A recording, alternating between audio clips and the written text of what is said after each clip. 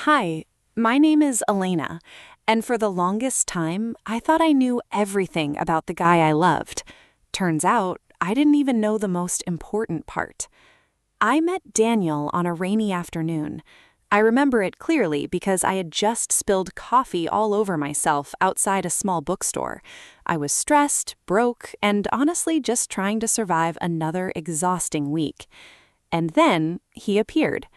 "Hey, you might need this," he said, handing me a pack of tissues. He looked normal. Simple clothes, slightly messy hair, warm smile. Nothing flashy, nothing that screamed money or status. Just real. We started talking. It felt easy, natural, like we had known each other longer than 5 minutes. Before I left, he said, "Do you mind if I see you again?" And I said yes. That yes changed my life. Daniel and I started dating soon after, and if I'm being honest, it wasn't glamorous. We didn't go to fancy restaurants, we didn't take expensive trips. Our dates were simple, walking through parks, sharing street food, sitting on benches talking for hours. Sometimes I even paid for both of us, and I didn't mind, because Daniel made me feel something I had never felt before. Safe, seen, important. He listened when I spoke. He remembered small things about me. He showed up every single time. But there was one thing about him that always confused me. He was private, very private. He never talked much about his family, never invited me over to his place, and whenever I asked about his job, he'd just smile and say, "It's complicated." At first, I thought maybe he was struggling. Maybe he didn't have much, and honestly, I respected that, because I didn't have much either. Months passed, and our relationship grew deeper, but so did my doubts. One night, my friend pulled me aside. "Elena, are you sure about him?" she asked. "What do you mean?" "I mean, you barely know anything about his life. That's not normal." Her words stuck with me, because deep down, I knew she was right. So I decided to confront him. "Daniel, why won't you tell me about your life?" I asked one evening. We were sitting on our usual park bench. He looked at me quietly for a moment. "It's not that I don't want to," he said softly. "I just didn't know how."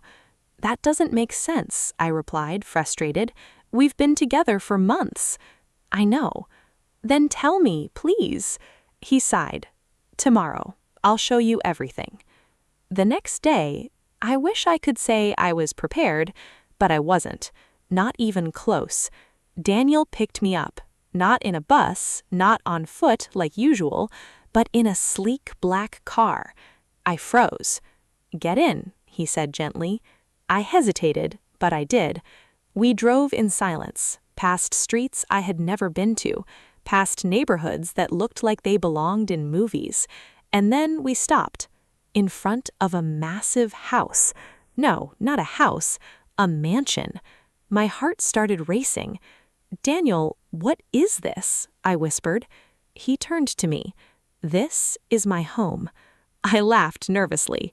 "Okay, seriously, what's going on?" "I'm serious." He stepped out of the car, and I followed slowly, my mind spinning. Inside, everything was elegant, polished, expensive.